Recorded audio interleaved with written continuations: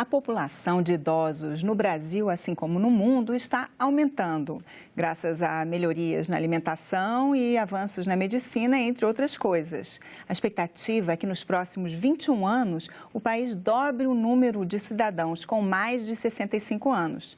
Para atender a essas pessoas, é importante que haja políticas públicas específicas.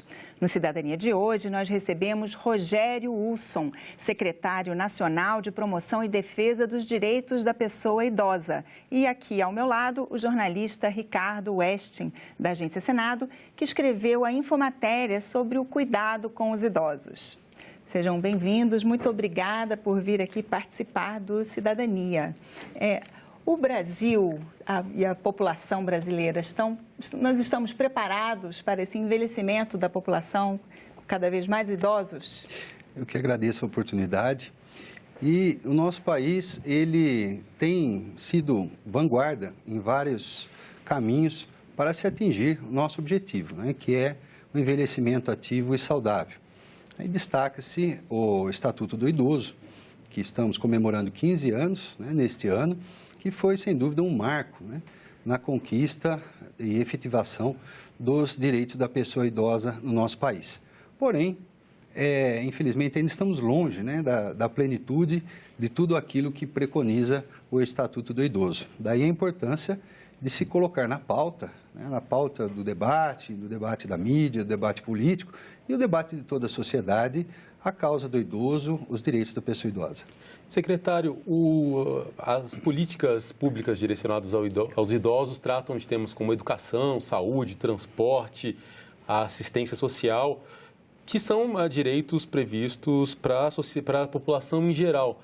Por que o idoso precisa de políticas específicas nessas questões? Bem, a população idosa é uma população que ainda é considerada uma população vulnerável, né? Daí a importância de se enfatizar, né, e se frisar os direitos, inclusive a Conferência Interamericana, né, que o Brasil está para ratificar. É um processo que vem acontecendo não só no Brasil, mas no mundo inteiro, né, em consequência da mudança da pirâmide etária no nosso país. Então, a nossa população está envelhecendo, a população mundial está envelhecendo, e isso precisa ser acompanhado de políticas públicas necessárias para que realmente essas pessoas possam envelhecer com qualidade de vida, né? Então, a importância das políticas públicas necessárias e da legislação. É claro que isso tem que ser continuamente adaptado de acordo com as mudanças da sociedade, as mudanças da nossa cultura, né, que acontecem, mas que seja feita essa mudança sem se perder nenhuma vírgula dos direitos que foram duramente conquistados. O senhor lembrou do Estatuto do Idoso, né, que é de 2003. O que ainda está faltando? O que ainda não está em prática? Bem, nós, por exemplo, o capítulo 5, né, do Estatuto do Idoso, que prevê que a pessoa idosa tem direito a lazer, a cultura, a educação, inserção digital, né, a turismo. E isso ainda estamos, vamos dizer, estamos no meio do caminho, né? E é necessário que essas políticas públicas sejam não só a nível federal, mas também que aconteçam no município, nos estados. Então, nós ainda percebemos que ainda estamos longe, né, da universalização, da acessibilidade, né, por exemplo, na questão da mobilidade urbana, né, e também no acesso, né, o acesso à informação, o acesso à educação. Inclusive, nós estamos propondo, né, estamos fazendo uma interlocução com o Ministério da Educação para que se crie, né, uma categoria especial para as pessoas idosas, do FIES, e que também se discuta, né, para que as universidades públicas tenham também uma quantia de vagas para as pessoas idosas, haja vista que a expectativa de vida aumentou e as pessoas idosas não estão ficando em casa parados. Eles querem estudar, eles querem ter acesso a lazer, enfim, eles querem que realmente se concretize tudo aquilo que se preconiza no Estatuto do Idoso. Continuando no tema da educação, o analfabetismo entre os idosos é mais alto do que na população em geral. E para os adultos existe o EJA, que é o antigo supletivo mas os idosos têm algumas necessidades específicas. Muitos idosos não saem à noite, ou porque moram longe, dependem do transporte público, questão de não tomar frio, dependendo da região do país. E as secretarias estaduais têm alguma dificuldade de oferecer EJA durante o dia. Como é que se resolve esse problema para os idosos voltarem a estudar? Realmente, isso é um primeiro passo, um passo muito importante. Essa geração, a geração da nossa população idosa, talvez seja a geração que mais se precise de alguns instrumentos, como o EJA, a questão da alfabetização e também na inserção digital. A nossa geração, quando chegarmos 60 a mais, já teremos conhecimentos básicos de informática, né? Então, precisamos diminuir esse abismo com políticas públicas. E nessa questão que você ponderou, muito importante, do analfabetismo, isso fragiliza muito os idosos no nosso país, principalmente numa violação dos direitos da pessoa idosa, que é considerada a segunda maior violação, a violação financeira, né?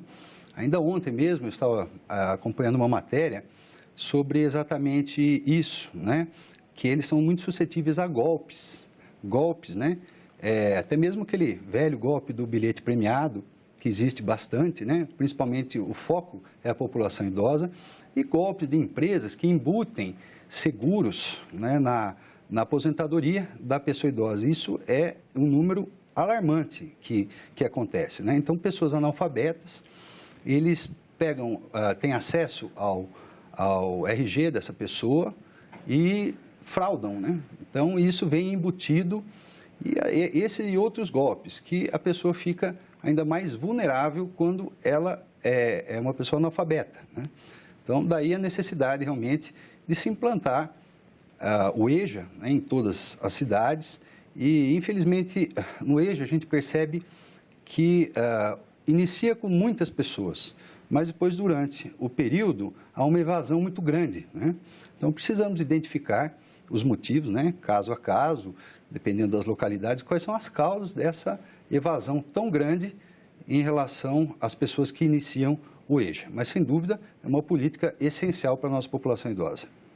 Mas não seria importante ter técnicas educacionais específicas, assim, talvez, né, muitas vezes idosos já têm, né, dificuldade para enxergar, para escutar, não tem que ser uma coisa mais direcionada para esse público específico? Sim, talvez esse não seja o foco, porque as ferramentas didáticas e pedagógicas são desenvolvidas, né, pelos técnicos, mas sem dúvida é preciso diversificar, né? Nós temos também um projeto na inserção digital com novas ferramentas pedagógicas, assim como a gamificação, né, que é algo muito importante, que acaba promovendo também a intergeracionalidade, que é uma das nossas metas também, né, para que se superem preconceitos, que se vençam tabus, né, diminuam essa distância. Mas a educação é algo dinâmico e, sem dúvida, é preciso continuamente ir identificando as melhores ferramentas pedagógicas mais adequadas para se atingir as metas. Normalmente, quando se pensa em idoso, de repente, dependendo de quem pensa, a lembrança que ocorre é dos asilos. Essas instituições mudaram em relação ao passado? Como é que é a situação hoje? São privadas, são filantrópicas, são públicas? Bem, realmente essa expressão asilo, ela contém até um certo conteúdo até pejorativo, né? Hoje nós usamos o termo de instituições de longa permanência para os idosos, né? Que na prática acabam sendo as instituições que abrigam as pessoas idosas, e existem as instituições públicas e também instituições da iniciativa privada. O Estatuto do Idoso prevê que a fiscalização dessas instituições, elas são feitas pelo Ministério Público, pela Vigilância Sanitária e pelos conselhos municipais do idoso. Então, realmente são muito importantes. Nós temos aqui no Brasil um levantamento que em torno de 1.700 instituições. E nossa secretaria também propôs, estamos fazendo uma comissão, né, multidisciplinar, para propor, né, para estabelecer um critério, um protocolo de visitas por parte do Conselho, né, sem invadir a área de ninguém, da Vigilância, do Ministério Público, porém uma visita com um olhar mais humanista, né? Perguntar se a pessoa tem recebido visita de familiares, né? Se ela está sendo bem atendida, se ela está feliz, se ela tem acesso aos seus direitos, principalmente a reclamação desses direitos, né? O Disque 100, se ela tem acesso ao Disque 100, se ela está sendo vítima de algum tipo de maltrato, né? E que ela tem realmente uma mão amiga próxima, que é o conselho, né? Que são os conselhos, para conversar, para dialogar e apresentar as suas demandas. Com o envelhecimento da população e a própria melhor qualidade de vida, né? Assim, a gente vê hoje que, às vezes, as pessoas com 60, 65 anos, apesar de serem consideradas idosas, muitas vezes ainda estão em boa condição física. E já existe uma categoria até dos mais idosos, né, a partir de 80 anos. E essas pessoas, então, têm mais direitos, atendimento mais rápido. Existem políticas específicas para essa categoria dos mais idosos. Sim, a partir dos 80 anos é a prioridade das prioridades, né? O objetivo do Estatuto do Idoso é a proteção integral e plena da população idosa, né? E a garantia da prioridade, né? Para os acima de 60 anos. E acima dos 80 é a prioridade das prioridades. Felizmente, nós estamos vendo que isso está entrando em prática, né? Nos aeroportos, nos cartórios, né? Agências bancárias. Nós já vemos isso, né? A plaquinha ali. E por falar em plaquinha também, né? Outra ação aí bem sucedida também, é a mudança daquele velho pictograma, né, que parecia uma pessoa idosa, encurvada, debilitada, ali com a bengalinha, né? E isso também é algo pejorativo. Então, isso também está sendo mudado e realmente é também um avanço, né? Algo que precisa se atualizar, modernizar. Hoje, uma pessoa com 80 anos é algo comum na nossa sociedade. Mais para frente, nós, sem dúvida, esticaremos, né, esse prazo. E a gente percebe que isso vem acompanhado até de uma mudança no mercado. O mercado já começa a identificar as qualidades de se admitir uma pessoa com mais de 60 anos no mercado de trabalho, né? Nós vemos pesquisas que, em relação ao primeiro trimestre do ano passado, comparado com o primeiro trimestre desse ano, houve um aumento de 8% no mercado de trabalho da mão de obra de pessoas idosas, né? Então, nós entendemos que o mercado já está reconhecendo essas qualidades. Então, isso sem, assim, talvez o que nós idealizamos de apoio de políticas para a pessoa idosa. Então, se nós fizermos realmente um esforço, né, no sentido de capacitação para essas pessoas idosas, permitirmos, primeiramente, procurar minimizar essa demanda de analfabetismo, aquelas que já são alfabetizadas, vamos inseri-las na informática, né? Conceitos básicos, saber fazer uma pesquisa aí no Google, identificar lugares antigos, né, do seu passado, da sua memória, pessoas, que possa se fazer um perfil para se criar comunidades, para elas interagirem. Isso é muito importante, né? Ter um conhecimento de internet, criar uma certa independência. E também, num terceiro passo, que possamos criar um acesso para a universidade. Hoje nós vemos pessoas com mais de 80 anos iniciando faculdade, né? Isso é muito bom, muito auspicioso, né? Então, eu entendo que não precisa de um esforço muito grande, de grandes investimentos, para que a gente possa apoiar a população que já está crescendo assim, espontaneamente, né, sendo identificada pelo mercado de trabalho e até mesmo pela sociedade, né? Nós percebemos que as pessoas idosas estão muito mais ativas, estão saindo, na verdade elas estão se empoderando, né? E esse é o nosso objetivo, criar o protagonismo da pessoa idosa e propiciar o empoderamento.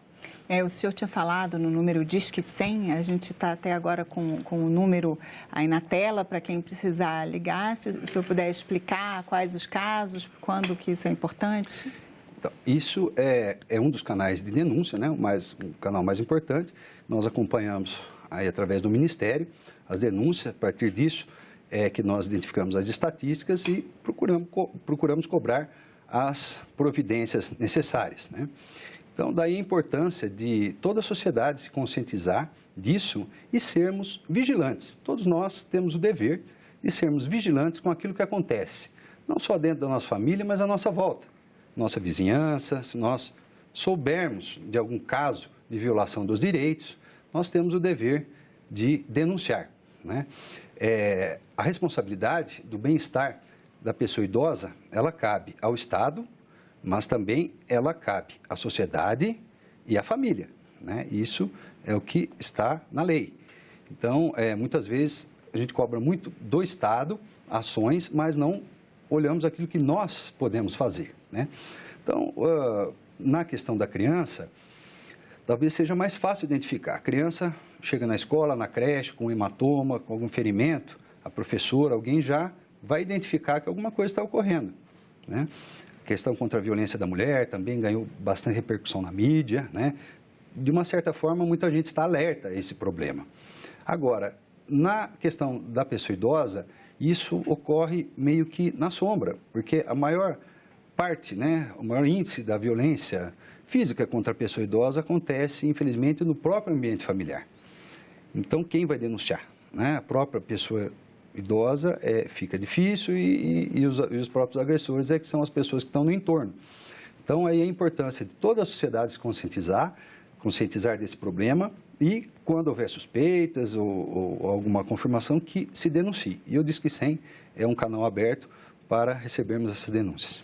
Quando o senhor falava dos asilos, as instituições de longa permanência dos idosos, a fiscalização é feita pelos conselhos do idoso, conselhos municipais, conselhos estaduais, que fiscalizam o cumprimento das políticas públicas e também propõem políticas públicas para as prefeituras, para os governos estaduais. Mas menos da metade dos municípios ainda não tem o Conselho Municipal do Idoso. Qual o motivo? Isso é ruim para a população idosa? Sem dúvida, é muito ruim. E em relação às instituições também de longa permanência, eu quero ponderar a importância de que elas também não se tornem assim, um estímulo para que as famílias abandonem as pessoas idosas. Recentemente, em Palmas, eu estive lá numa conferência e um promotor disse que lá na região dele acontecem casos, que deve acontecer no Brasil inteiro também, de familiares que, quando a pessoa idosa ela adoece, eles levam no hospital, às vezes com documento falso, dão nome falso, e internam a pessoa lá e somem, abandonam, né? Então, que isso não aconteça também nas instituições, né? É necessário esse tripé da família, da sociedade e do poder público, e cobrar a responsabilidade realmente de cada um, né? Em relação à sua pergunta... Aos conselhos municipais, existirem poucos. Realmente, eu também estou como presidente do Conselho Nacional, né, do Idoso, até o mês que vem, e um dos nossos esforços é realmente que se possa disseminar, né, os conselhos municipais, que se possam... a nossa meta é universalizar, nós gostaríamos de que toda cidade, né, tivesse o seu conselho. Então, um pouco mais da metade nós temos, inclusive nós estamos fazendo um trabalho de cadastramento desses conselhos, né, que estava parado há muito tempo. Alguns conselhos realmente estão ali constituídos, mas não funcionam, né? Nós vimos aí que em torno de 30% dos conselhos que existem, nesse primeiro semestre, não realizaram nenhuma reunião, ou no máximo uma reunião, né? Então, isso é muito pouco. Então, nós precisamos realmente propor que os conselhos possam ter a sua atividade mais, vamos dizer, na prática, né? Que possam, através desses projetos que estão sendo apresentados de turismo, de inserção digital, até mesmo a fiscalização das instituições de longa permanência, que seja feito esse tipo de protocolo, para nós sugerirmos, né? Nada imposto, tudo na base do diálogo, para que isso possa ser universalizado. Você veja, por exemplo, no estado de São Paulo, são acho que 672 municípios no estado de São Paulo, 584 possuem conselho. O estado de São Paulo fez uma política pública, né, que ela cria um benefício para o município que tem o conselho. Então, isso é algo que cria uma certa vantagem, né, para o município e estimula para que aconteça isso. Uma outra atividade que nós estamos com uma interlocução bastante forte com os conselhos é para que eles, através dos conselhos, que eles possam ser estimulados a criar nos seus municípios a Câmara Municipal do Idoso. Em muitas cidades existe isso, né? A Câmara Municipal, através de uma aprovação da Câmara Municipal, em que os órgãos, os setores que têm as pessoas idosas, associação de terceira idade, etc., possam indicar um vereador da terceira idade. Isso é muito bacana, porque eles se reúnem quinzenalmente ou mensalmente e discutem os problemas, né, da população idosa. E depois eles apresentam para a Câmara Municipal os problemas e as soluções. Então, você acaba inserindo isso no debate. Uma outra ação que pode acontecer ali, a nível do Conselho Municipal, é a criação de frentes parlamentares municipais. Né? Frentes parlamentares municipais com os vereadores para inserir na pauta local as questões da pessoa idosa. E também a importância deles exercerem o seu direito de cidadania, o direito a voto. Né? Eles não têm o dever de votar, mas têm o direito de votar. Então, é muito importante que essa pauta seja inserida nas localidades. E isso nós entendemos que deve ser feito através dos conselhos municipais. A Organização Mundial de Saúde identificou que está aumentando o número de idosos que moram sozinhos, que não moram com os filhos. Isso no mundo todo, inclusive, por enquanto, aqui na América Latina, muitos ainda moram com filhos, com a família, mas também está aumentando o número de idosos que moram sozinhos, né? Isso vai um pouco no sentido do que o senhor falou, às vezes, que as famílias querem se livrar, né? Isso é preocupante, isso é alarmante, assim, piora a situação deles? As famílias querem se livrar quando eles, quando não conseguem, né? Muitas vezes, infelizmente, até de uma certa forma se aproveitar do benefício que eles têm financeiro, né? Que nós vemos isso aí. E, por outro lado, nós vemos muitas pessoas aí, até quarentões aí, que estão morando com os pais e as mães, né? Até muito tempo, que eu cito o meu caso, por exemplo, né? Que eu morava com a minha mãe até o ano passado, até ela falecer, né? Então, o que nós vemos é talvez uma consequência de uma desagregação familiar, né? Que existe, né? Antigamente, o idoso era o ancião, era o conselheiro, era aquela pessoa querida, né? E um pouco disso está se perdendo com essa desagregação familiar. Mas, realmente, nós entendemos que a pessoa idosa tem que ser protagonista. Se ela quiser morar sozinha, ela pode morar sozinha. Nós vimos também um fenômeno chamados de repúblicas, né? Repúblicas de pessoas idosas que se unem e com toda essa identidade, né, que elas têm em comum e se ajudam. Isso é algo interessante também que se possa ser feito, né? O que não pode é essas pessoas ficarem abandonadas pelo poder público, pela sociedade e até mesmo pela mídia, né? E principalmente pela família. Secretário, muito obrigada pela sua participação aqui no Cidadania. Agradeço também a você, Ricardo. Nosso programa de hoje foi sobre o cuidado com idosos. A cobertura completa sobre esse tema você confere no site senado.leg.br/notícias na aba Infomatérias. Se você quiser fazer algum comentário, crítica ou sugestão, você pode telefonar de graça para 0800 61 22 11. Obrigada pela atenção e até o próximo Cidadania.